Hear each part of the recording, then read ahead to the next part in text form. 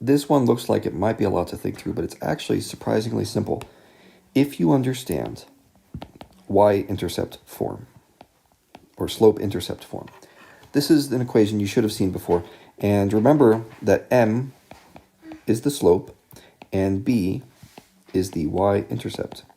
So let's take a look again at what we're talking about here. I've got two equations, and I'll put them in red and blue. Here's my first equation. F of x, or y, equals ax plus b. Great. Here's my second equation. G of x, a different y, equals cx plus d. And a, b, c, and d are numbers with one very special thing going on, which is that a equals c.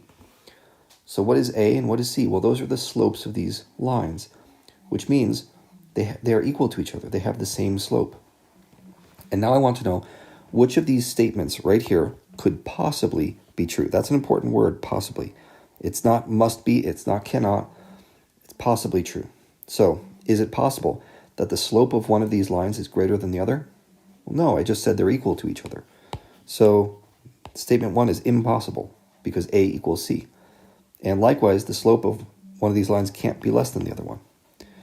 So, if you look at the third one, is it possible that the y-intercept of one of these is bigger than is equal to the y-intercept of the other?